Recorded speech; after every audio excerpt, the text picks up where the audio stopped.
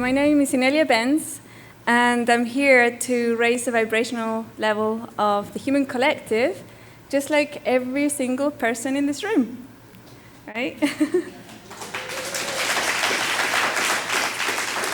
And so, of course, I could go on about, what I do and everything, but you can find that out later.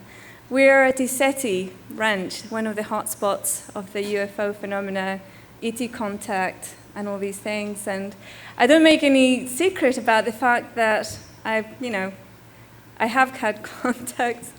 Some of you may know the story of when I first arrived, I had no idea how things functioned here on the planet. And I had these two little guides who, they dressed like a boy and a girl, and they were about this height. They looked like human children for about 8 years, 10 years old. And their heads were a little bit bigger than human. They used to wear wigs and kiddies' clothes, right? So I would feel really comfortable with them. So somebody recognized their own ETs there. And they used to tell me how things worked. So for example, an adult will say something and they'll say, no, you have to respond this way or respond that way, and this works like this. And, they used to show me how this planet worked. And then I came to an age where it was really, they kind of explained to me, we can't be visible to you anymore because it would make it really awkward for you to grow up as a human child, right, as a human being. So, but we'll always be there. If you need anything, if you know what, or you don't know what something is, you just ask, and we'll just talk to you through, your thought process, your own mind. I will hear voices in my head. I didn't actually hear voices in my head. I just knew the answers were coming, and it wasn't from my own, logic working things out. Anyway, many years went by. I was in my 40s, and I was sitting down, I was meditating, and I can't remember what the question was. And I couldn't work out this thing. And I thought, as usual, I called them in, and they started having a conversation with me, giving me answers, or suggesting things that I could look up in the internet.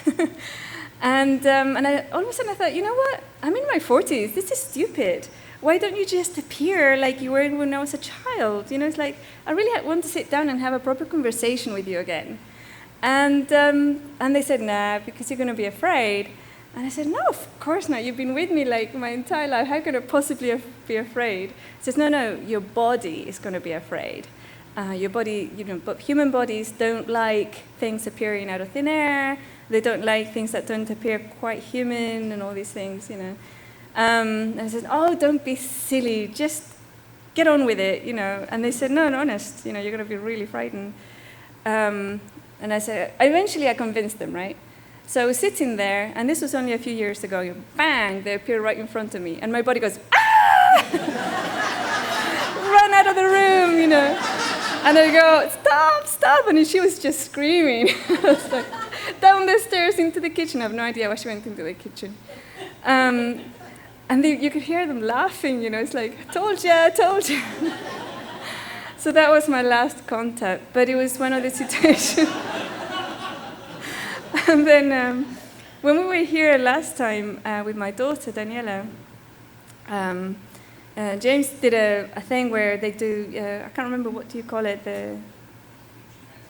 Yeah. And they get the answers, right? And we wondered what these people were, right? What kind of creature they were, what they were called. And they came up with the name Les Fairies. So, yeah. So I think they were trying to tell us they were fairies, but I think that was a joke. It's like, we're fairies, but maybe they were. I don't know. So basically, that was the last time I had real, contact that you can see somebody like that. And one of the things that have been happening this year that's really important as far as I'm concerned, the message that I've been giving is to raise our personal level of vibration, like each one of us because that's the most effective way to raise the vibrational level of the planet. And one of the reasons is that through this portal that we're going through, we have this enormous opportunity to be welcomed into our kind of galactic family, right? And it's not everybody on the planet who's going to go through this. It's only those who want to, who agree with it, and who basically, depending on what vibration you really are, the family you're going to meet, right? There's over here, I doubt there's only probably 1 or 2 people in this room who have had an evolutionary trajectory on the planet, right? It's most likely, I mean, as I look at everybody here, they're from all over, our galaxy and universe and multi-universe, ultra-dimensional, coming into this planet right now to have this experience. And one of the things that we're going to do tomorrow is to have a silent meditation or contemplation, or just, if you could, be silent for the day, or even just 20 minutes, as much as you can, or just go quiet. Because that allows the space between thoughts to start generating. And the other 2 things to add into it would be to become conduits for source energy. And that's just an intention. You just have to intend, you know what, for today, I want to become a conduit for source energy. And the other thing would be to tap in or to be open to the energy from the galactic center. We've already entered the alignment, we have access, right? And the more we connect with that, the more we allow ourselves to expand vibrationally, and as we expand vibrationally, our awareness becomes larger and larger, and we are able to communicate directly with our families, right? And so tomorrow, there's going to be about 30,000 people around the planet joining us for this silent day, right? This has been organized in the background, surprise! It's just that intention, just to be silent, to be open, and to allow whatever it is, that higher vibrational source energy to come through, and to just be open to do it. What do you think, yeah? Yeah, cool. Awesome. So you don't have to sit for the whole 10, I think it's from 10 till 6 or from 9 till 6. You don't have to sit all that time in silence, right? You can do it while walking. Obviously, we all have to take breaks. It'll be great if we have like a core group of people here throughout the day sitting silently in meditation or in contemplation, and then other people can come and go, because sometimes it's, if you have a medical condition or something, or you're just not used to it, it's kind of hard to be sitting down or lying down or in a meditative position for the entire day. So I thought I'll plug that in right away so that loads and loads of people will join us tomorrow for that, during the day, if not for the whole day. And so basically, I just came back from South America. I was doing a retreat there for a week, end of course retreat. And we've really felt the energies pumping up, because you have the new, what's it called, the Kundalini of the planet starting in Chile, right? And it kind of spreads throughout the Andes. And I was in Ecuador, in a really amped up little zone. It's a little bit like this energy-wise, everything gets amped up, all your scenes get a lot bigger. And it was called Vilcabamba. So we were there through the solstice and all the different alignments, so there were several alignments. And I could personally feel the energy were really pumping up. It's like there's a huge acceleration happening right now. And it continues, right? The people there, one of the things that were really obvious, when we were there, you would look at anybody in the street, especially out up in the mountains, and they would look back, right? a person, a being, an eternal being, would look back, and not only that, but they would connect. At first, it's like when you're not used to it, it's kind of, it takes you back. But it was like, this is the normal thing, right? And this is how it used to be many decades ago as well, right, all over the planet. One of the things we noticed as we entered the United States, well, there was two things. One of them is that you could flush the loo paper down the toilet. You can't do that in South America, right? And the other thing was that as you look at people in the street or in the, we went to a mall and we were in the airport, there's nobody home, right? It's like the energy is like very drugged up, very damp, very down, and there's literally nobody home. It's like somebody's there but asleep, or an automated body, And that's really one of the problems we have here in the United States. But every time one person, one of us, is in an environment like that, and one of us takes responsibility for our own detoxification, we detoxify our body, we detoxify our energy field by doing the fear processing exercise, we meditate, right? If you don't know how to meditate, you learn. There's search on the internet and find out how to do it. And if you find it really hard, just sit and do nothing for 1 hour a day, right? I mean, people say, what, a whole hour, But you can spend 2 hours watching a movie, That's, if you just sit instead of watching a movie and do nothing, there's a couple of things that's going to happen. One of them is that, again, your brain starts going mad, right? I've got to do the shopping, I've got to do this, I've got to do this tomorrow, I shouldn't be doing nothing, I've got to this, and that, and then you just say, thank you, thoughts, thank you for reminding me, bye, And then you just sit there, and it'll get worse, right, the first few days. The first few days, you're going to be sitting there going, I'm doing nothing right now. And then, eventually, your mind and your body start calming down. It's a good idea not to have coffee or sugar before you sit down as well.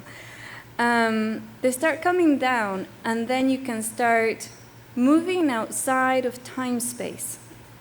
And this is the whole thing.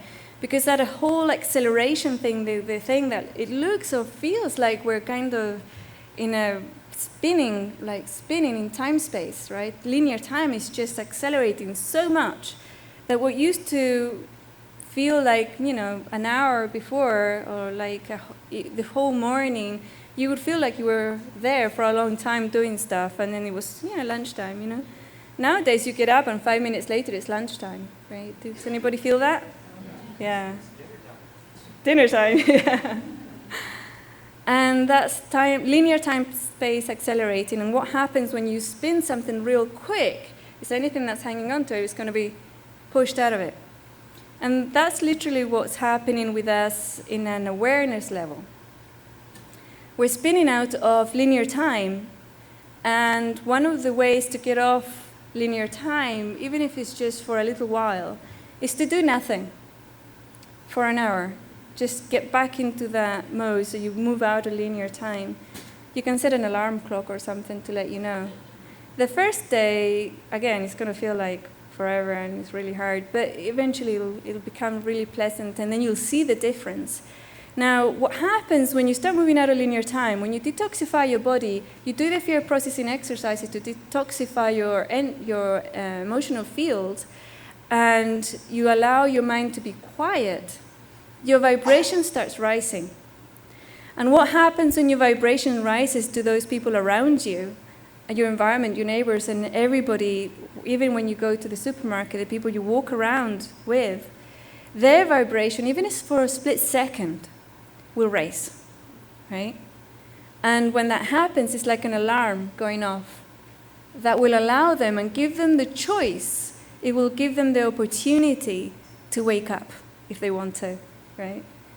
And now there's so many people, there's thousands, there's millions and millions of people on the planet who are awake. And they're looking for answers. They're looking to know what's next. What's the meaning of life? There is no meaning to life. You would just live it, right? And that's because they've woken up, and now they're searching, they're looking for this information. And if you've been here for a bit longer and have some of that information, you can give them a hand, right? And there's going to be more. As the next few months, because of all the media stuff about 2012, December, whatever, it's really amping up, and everybody knows about it, the Mayan calendar and everything, the different interpretations of it. And now there's something about, I don't think it's going to happen in December, I think it's going to happen in 2013. So it's like moving, but there's still a huge amount of information out there that says, there's something really bad is going to happen to the human species. And that's still up in the air. It could happen because us as a species are kind of addicted to drama. We kind of like it, We get bored if there isn't any and stuff like that. And those who are very keen to keep the planet as is, or to keep aligned, because it's going to be a really huge human species split. It's happening, it's already happened, but at a physical level as well.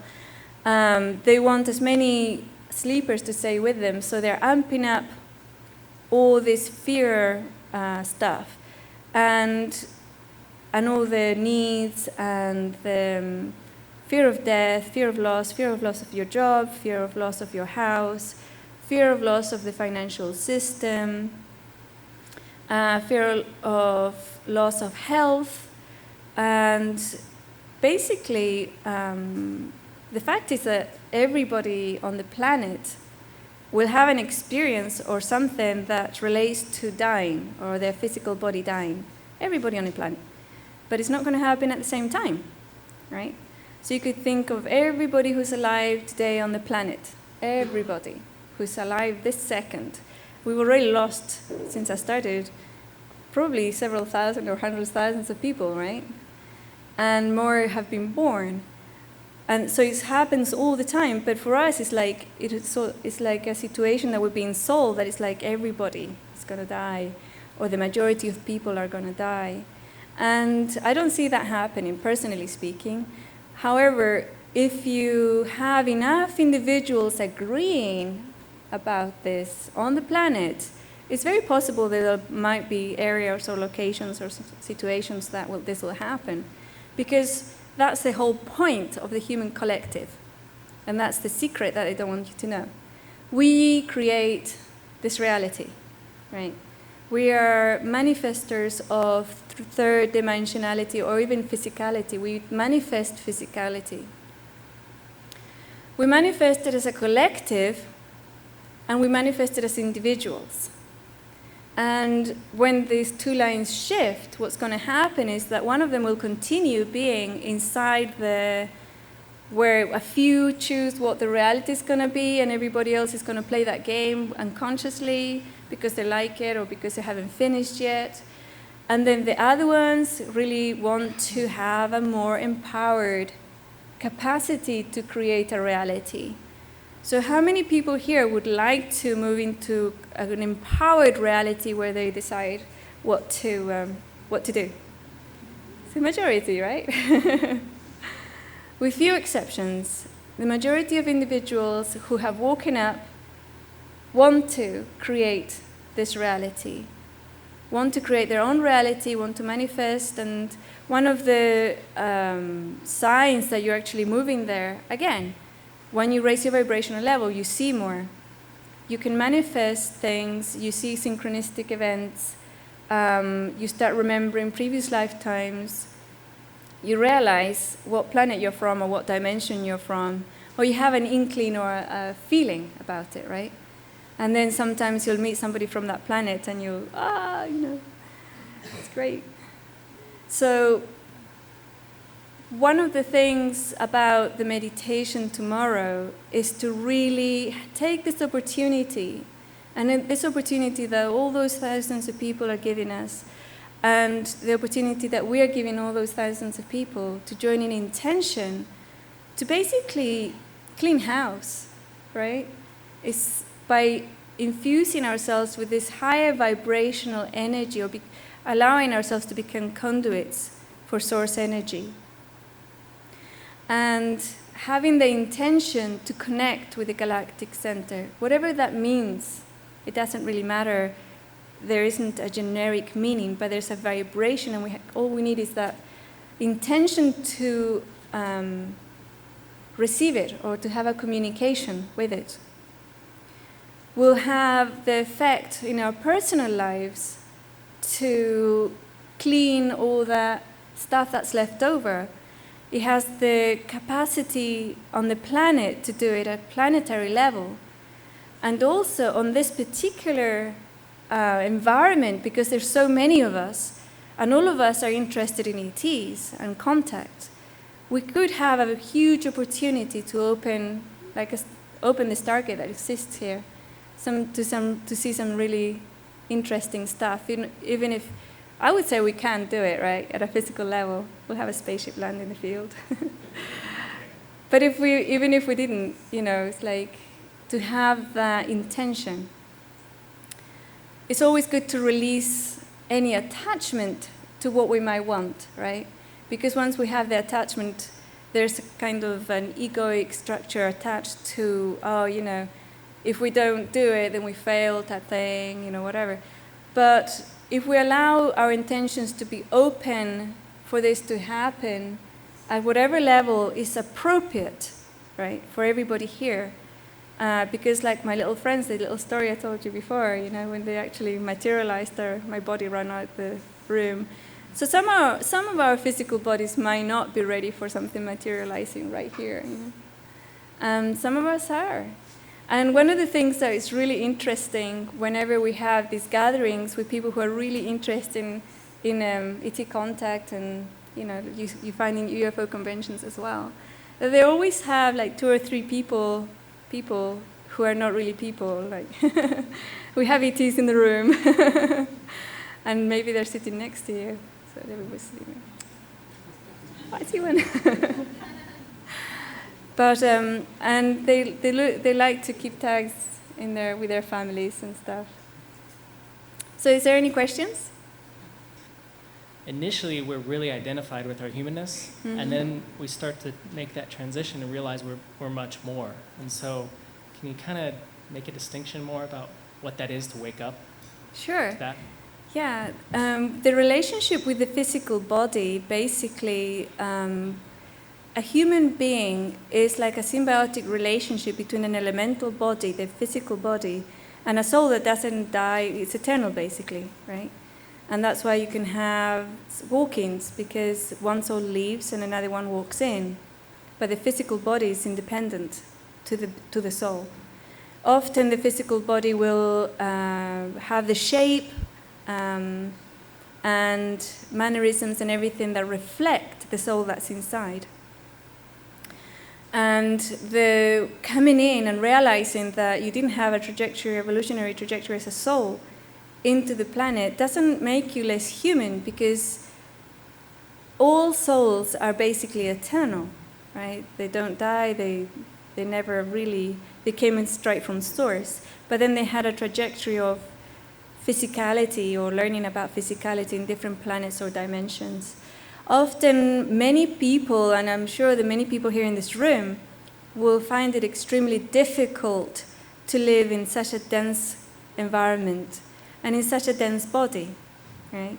And a body that can't fly, a body that can't go through walls, a body that's very kind of solid, yeah? And sometimes what happens is that we reject the body. We start rejecting the body. And then the body will have an emotional breakdown, and we'll start kind of sabotaging our stuff, right? It's like giving us sicknesses or pains or falling over or whatever, or angry, and all these emotions and fears and things. One of the things that we can do to really help our bodies, because bodies, our physical bodies are really Gaia's babies. all our bodies, the material is from Gaia, right?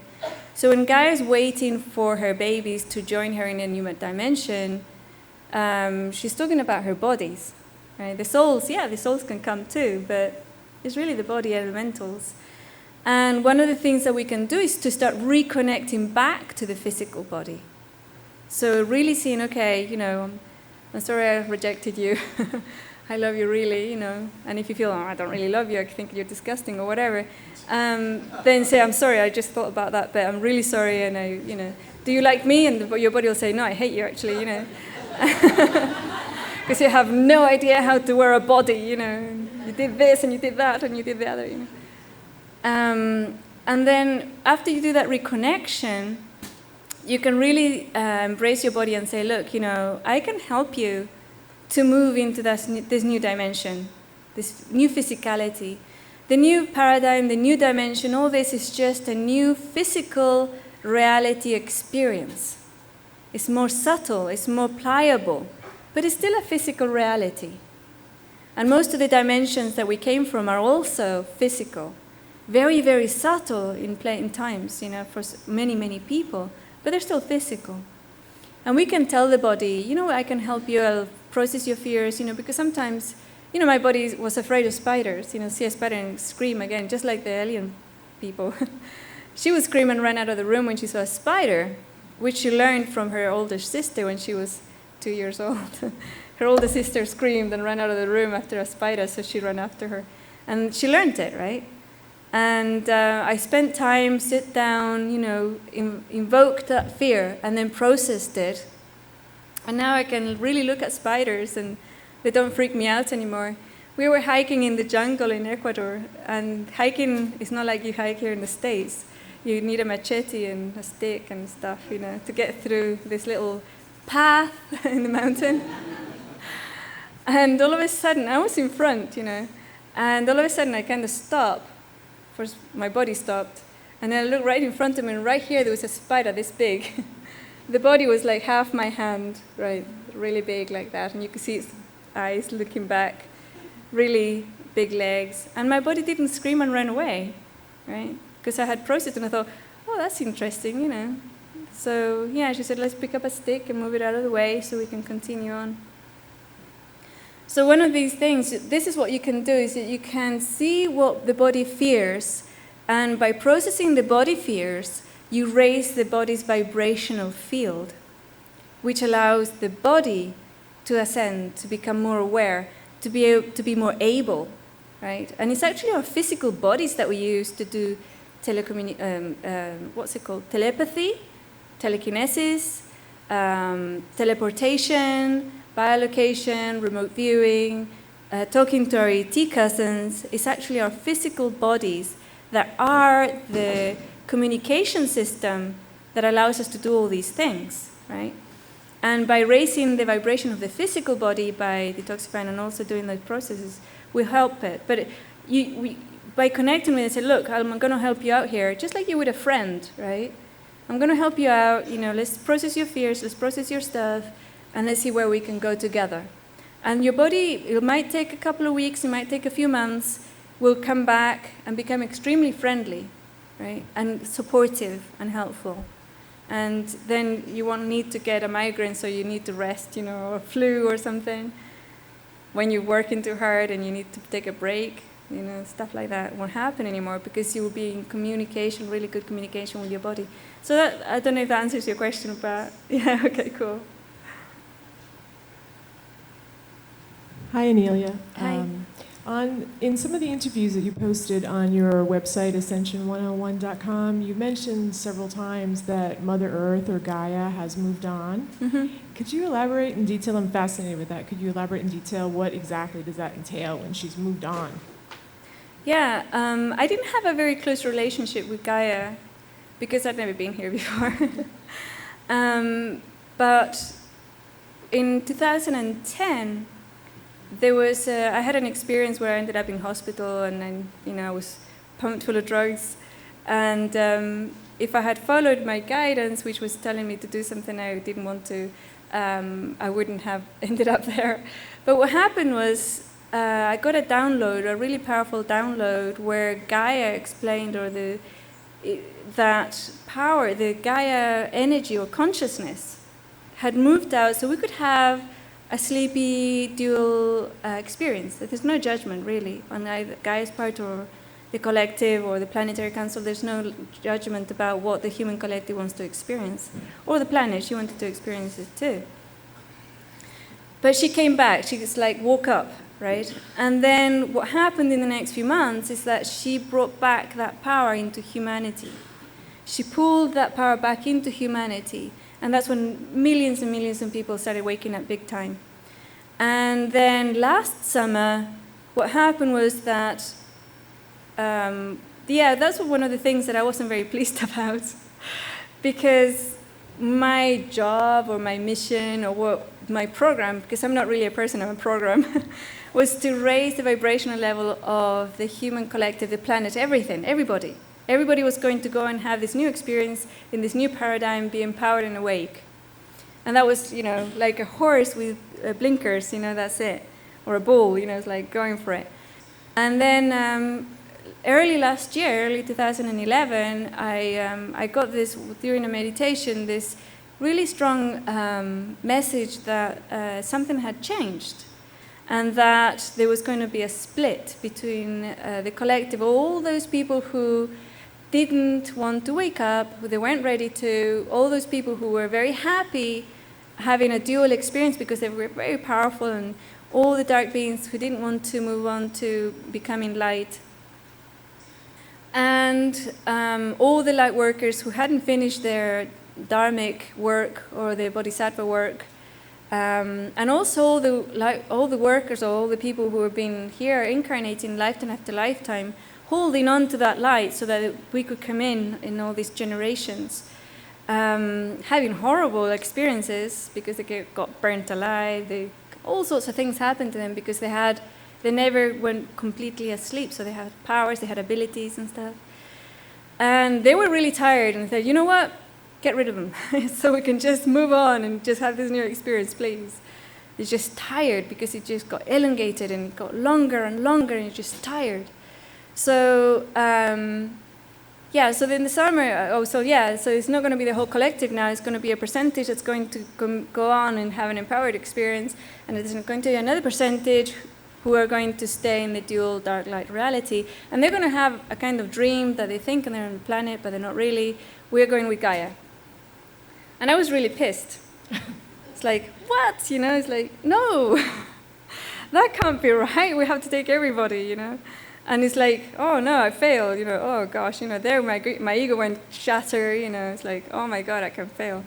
And then I said, no, that's not going to happen. No, over my dead body, it's like, and then I took that back.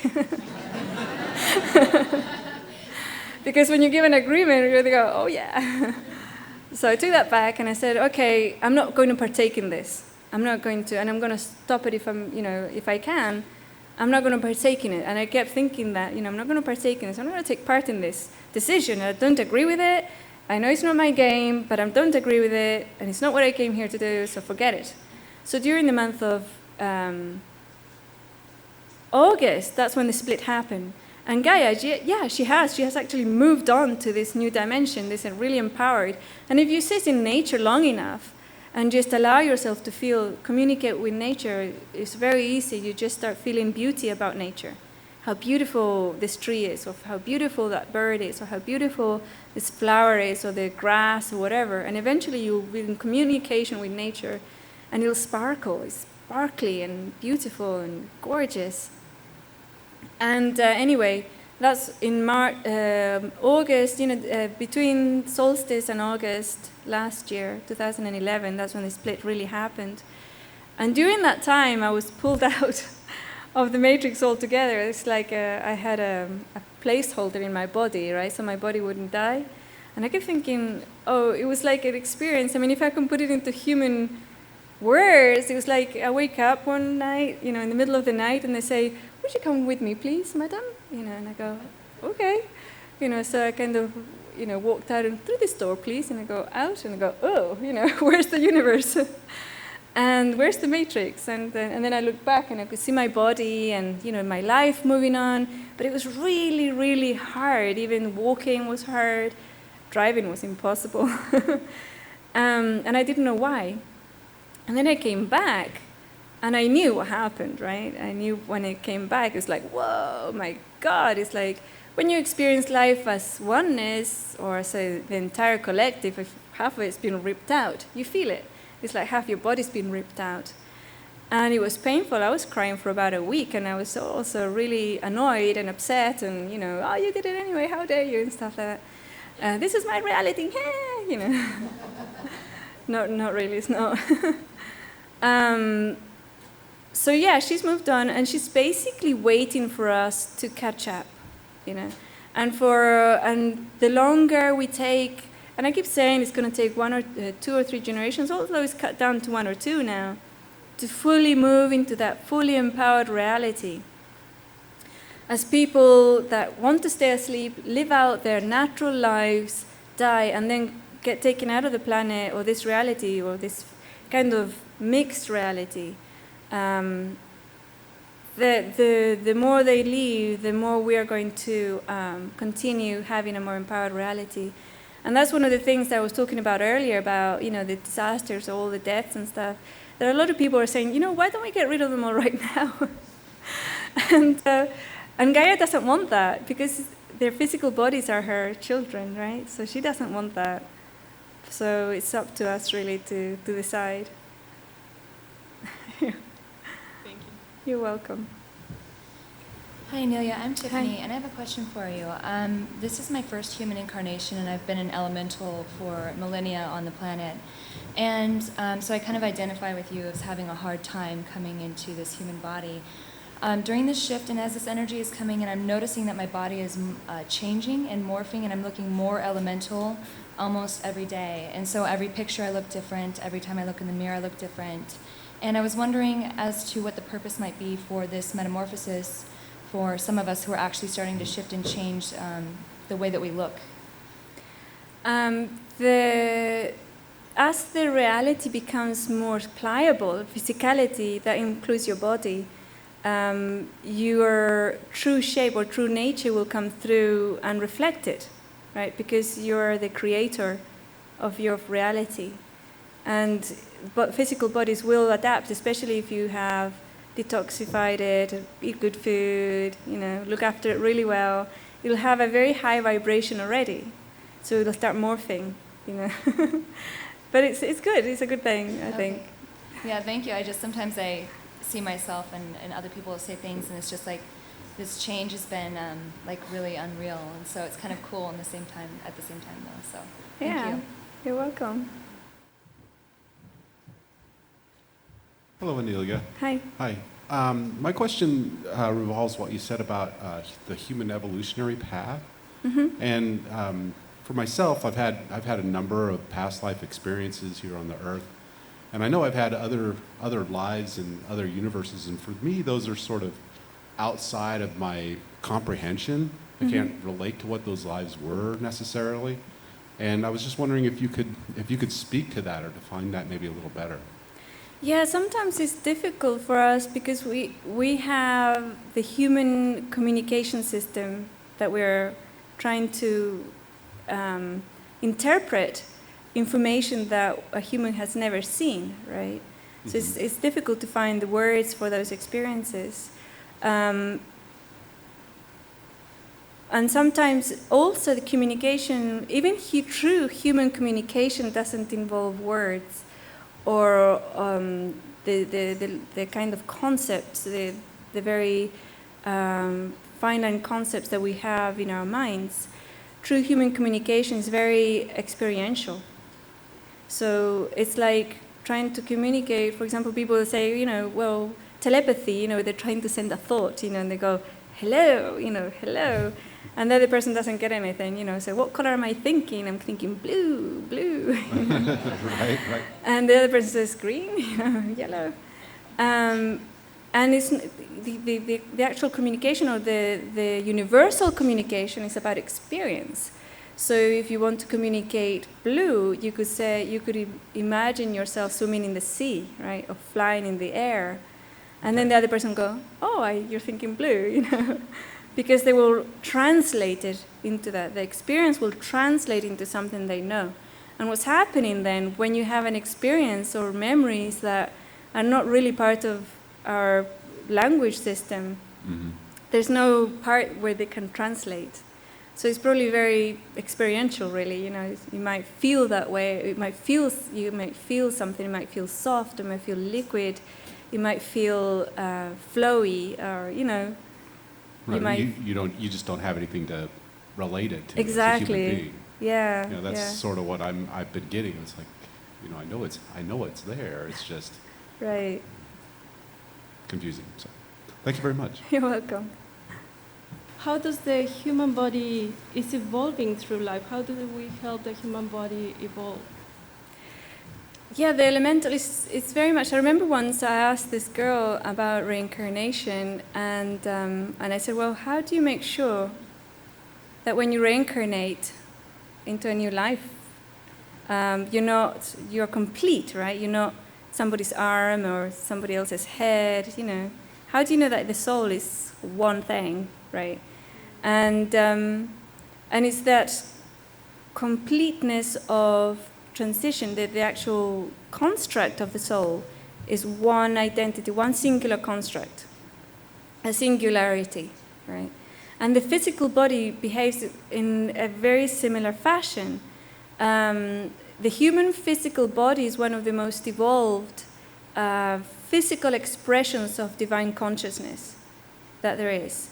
And it's not by accident. I mean, we've been designed, right?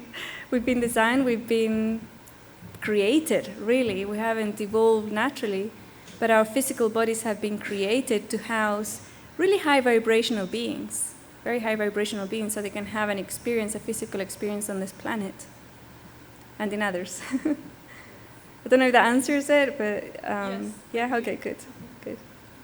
For females who have agreed to bring in children at this time, can you give those females some encouragement on the responsibility for these beings that we've brought in and made agreements with, and how we can help them through this time?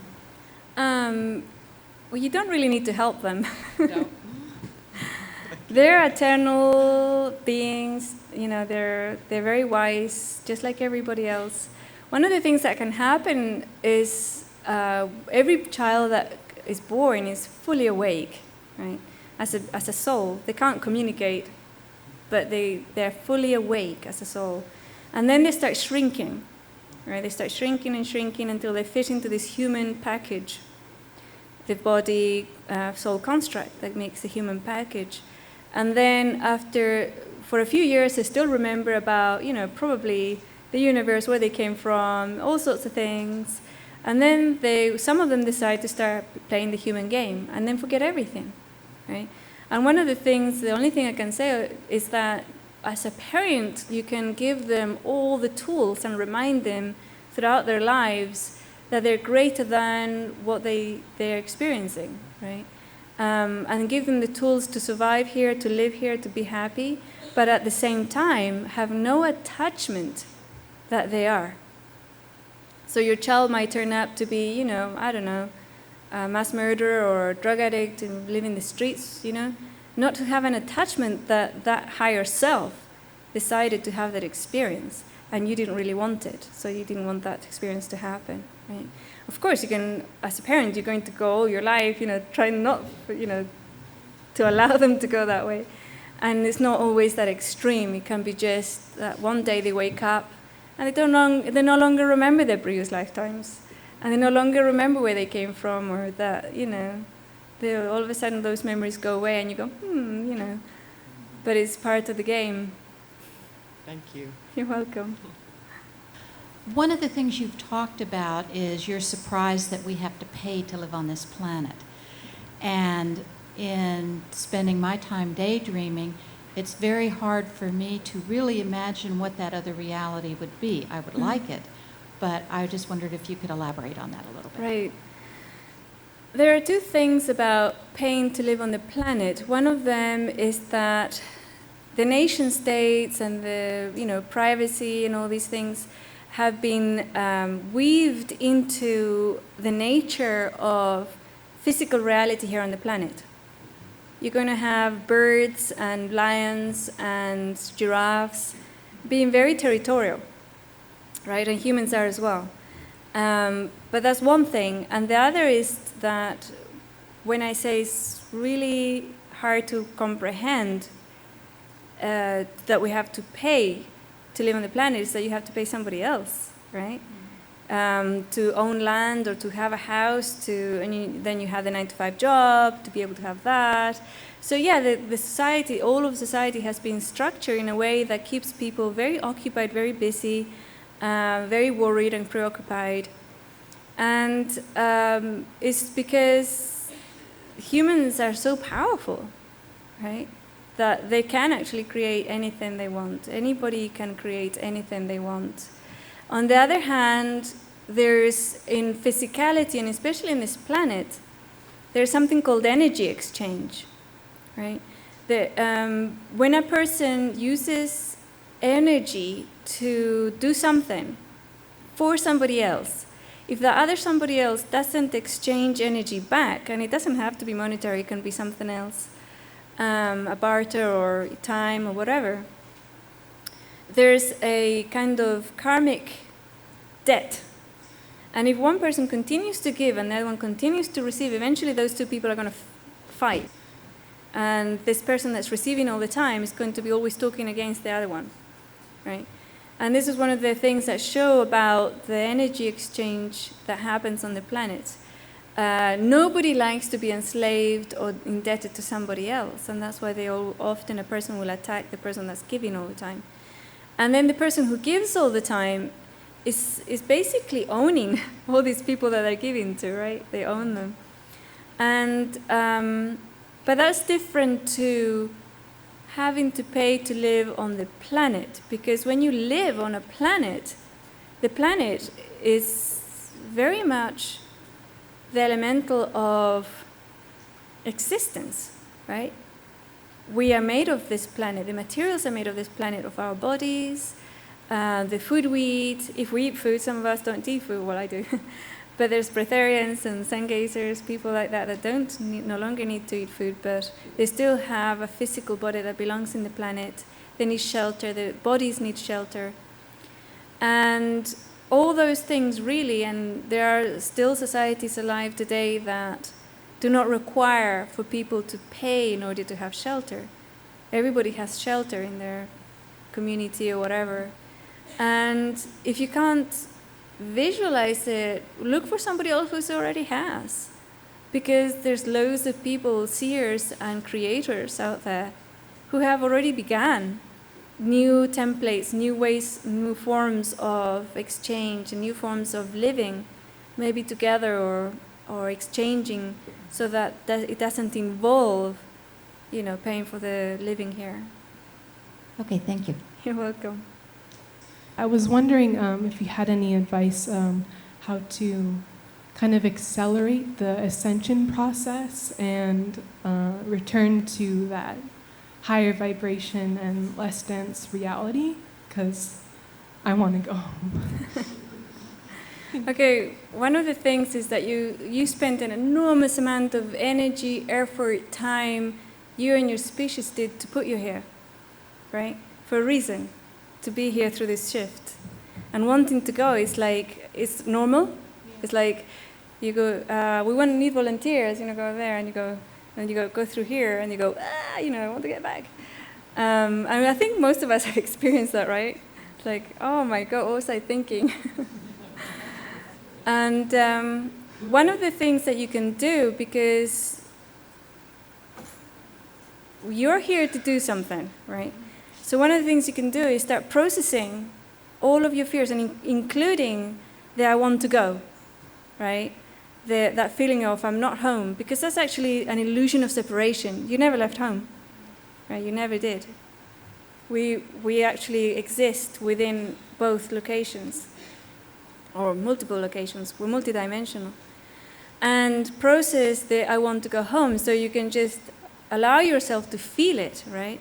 You can close your eyes and just say, I just want to go home, and feel it. Where is it in my body? Where is it in your field, right?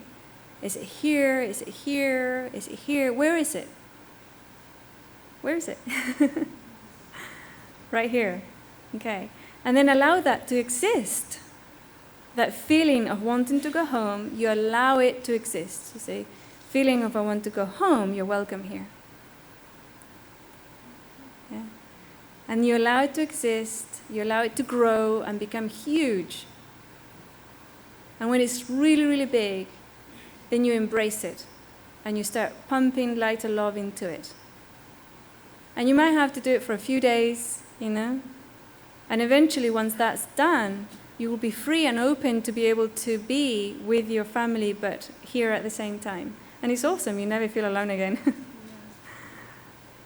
Thank you. You're welcome. Is there anything possibility that I can see through, I can see other visions or something? I mean, so yeah, absolutely. I mean, you're not as polluted as the rest of us. And so you're so young. So if you keep your mind and your body and, you know, process fears, you continue to have that and expand. It's like, yeah, that's all our natural abilities. We can bilocate, we can remote view, we can do all these things. And also for your personal memories of previous lifetimes, it could very possibly be your body. Ask your body, was that one of your lifetimes? Ask it now. Hey, was that one of my past lifetimes? Ask your body, was it yours? Was it yours? It's kind of interesting. Yeah. So when you have one of those experiences, and also what could be happening is that you're borrowing, which basically means that you can have a very empathic experience about what other beings have been there and doing, right? So you might want to play with this, you know, when you see a hawk or a tree or a bird or anything, or an animal, a cat or a dog or a dolphin, in real life, you can move into their body and have an experience as them for a bit. Right. I bet you'd be able to do it. That'd be cool. Yeah. Thank you. You're welcome. What I like to do is basically to have a short meditation